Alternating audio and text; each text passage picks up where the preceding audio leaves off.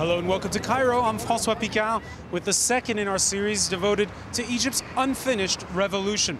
The burnt-out headquarters of the former ruling party serve as a reminder that Hosni Mubarak's reign of 30 years is indeed over. But there's plenty of relics that remain. We discovered that when we traveled to the Nile Delta city of Mahala, home to a huge state-run textile factory.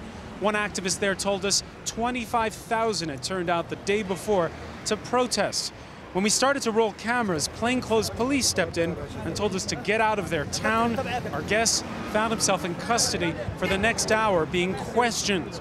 Before that, though, he did have time to tell us of an Egypt where the starting salary at the factory stands at the equivalent of $110 a month. And if you want to ask for a raise, because of bureaucracy, there's no one person you can turn to. The murky chain of command, well, it has an even darker side. Corruption, a way of life factored in this country for years. Mohamed Hosni is continuing his one-man crusade against corruption.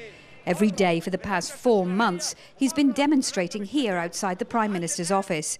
He says these documents prove the chairman of the bank where he used to work was stealing money.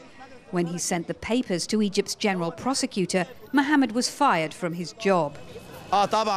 Corruption is a huge problem in Egypt. There's no official anywhere in the country, in any administration, any factory, any bank, that wasn't appointed by Hosni Mubarak and his 2 sons. And like Mohamed, a lot of people here say they've been the victims of corruption. He says he just wants his job back. Former parliament member Mohamed Daoud campaigned for 10 years against the systematic appropriation of land in Egypt that went right to the heart of the former regime. We were facing off in parliament with the mafia from the government, Gamal Mubarak's mafia, the mafia from the ruling party. The headquarters of the National Democratic Party is now a burnt-out shell. It was the target of public anger during Egypt's revolution. Many prominent figures from the old regime are in prison awaiting trial, but corruption is still rife. Many people think that it has actually increased since the revolution, since, let's say, starting 2 months or after the revolution, simply because there isn't a strong political message of no tolerance. According to anti-corruption campaigners, it's a problem that permeates every aspect of Egyptians' lives. Egyptians on a daily basis face issues of corruption, either misuse of power or having to pay bribes for a service, a right they are entitled to, from health services, educational services, or the quality of the services they get, including many would say getting a job. This was the case for teacher Wael Dunya. He now teaches social studies at a secondary school in Kafr Shukr, a small village 60 kilometers from Cairo. But for 6 years he didn't have a regular job and he was desperate to find one. 3 years ago, he paid more than 800 euros to a man from Egypt's prestigious Al-Azhar Islamic organization who promised to get him a post at one of their schools. He's still waiting. Wael accepts losing his money, but as a committed Muslim, he's shocked by the hypocrisy of the Al-Azhar employee who took it. People who take money aren't good. Bribery is forbidden in Islam, so people who take money to find a job for someone, well, that's really bad. He considers himself lucky. He didn't have to pay to get his current job. Like many Egyptians, he hopes after the parliamentary elections, corruption will be a thing of the past. Now, as you've seen, old habits die hard, but many are willing to take the plunge and do business in a more 21st century kind of way.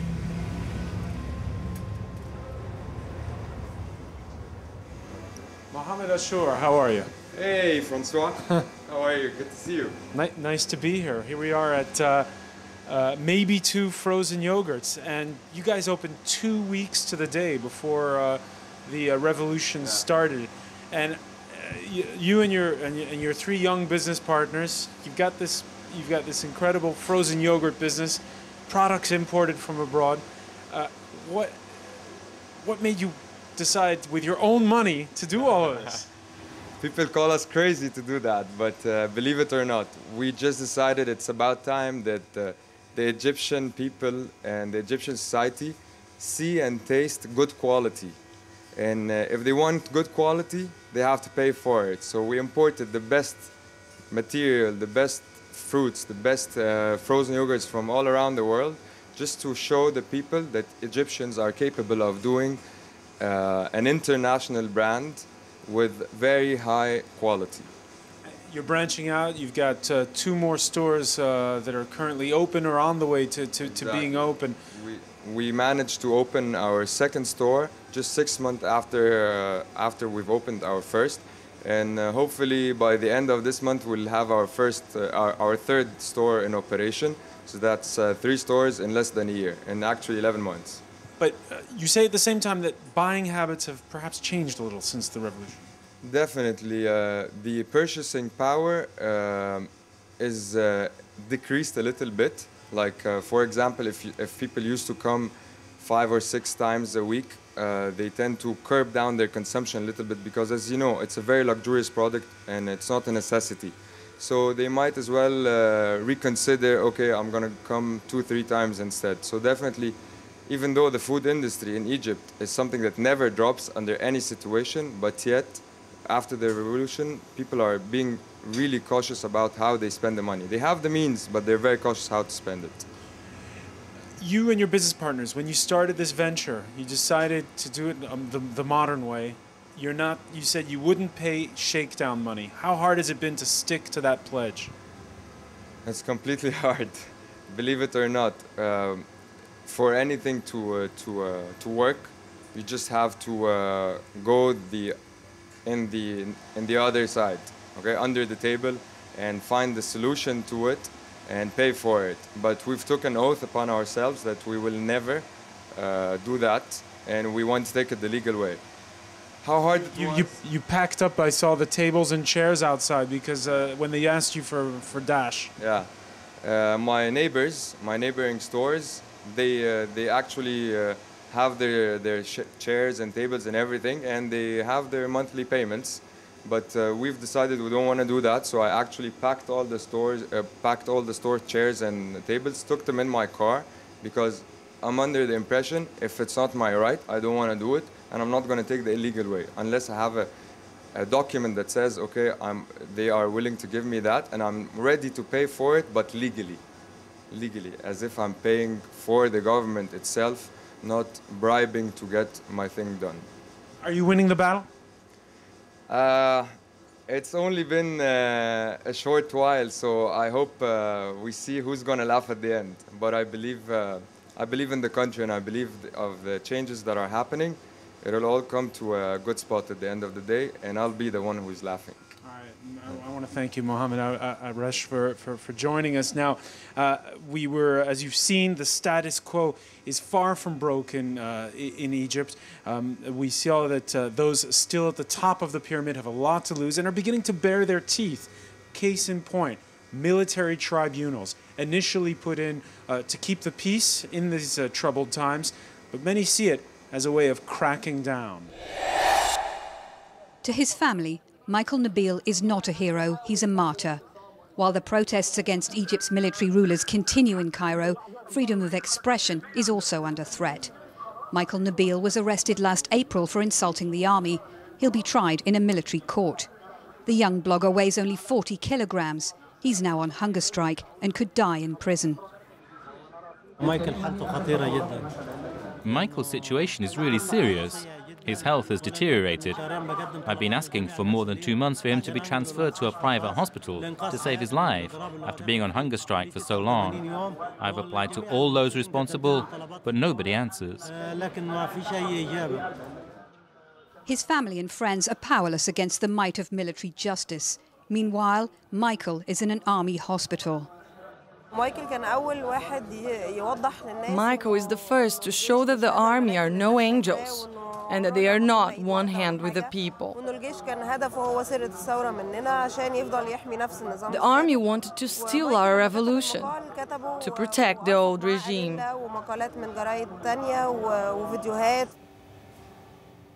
Ahmed Saif al-Islam is fighting against military tribunals.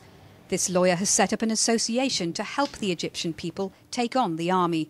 The cases are piling up in his office. Any persons attack any tools or any individual who are belonging to the army can send it to the military court. The number which already sent to military court after the revolution till 1 month ago is around 12,000 people. This is more than the whole period of Hosni Mubarak itself. Bahiyuddin Munib was a former general in the Egyptian Air Force. Like Hosni Mubarak, he was a fighter pilot. For him, the military is sacrosanct. He thinks the army is the only guarantor of justice in Egypt, and this shouldn't change. Trying civilians before military courts should be applied to those who want to destroy and commit serious crimes that threaten national security. Those people must be tried before a military tribunal because they need to be dealt with quickly and be a deterrent to others.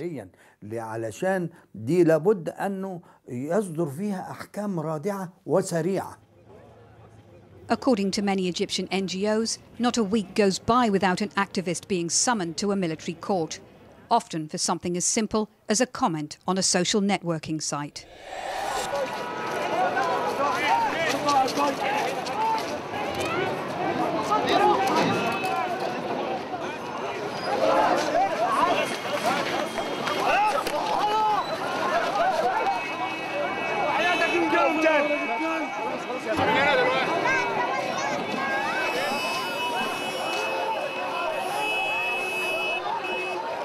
The revolution's indeed far from over. We witnessed it just a few moments ago here in Tahrir Square. Riot police evacuating the center of the square where there had been protesters who'd been camping out. It's a regular cat and mouse game that we've witnessed. That's it for this special edition. Stay with us. More to come here on France 24.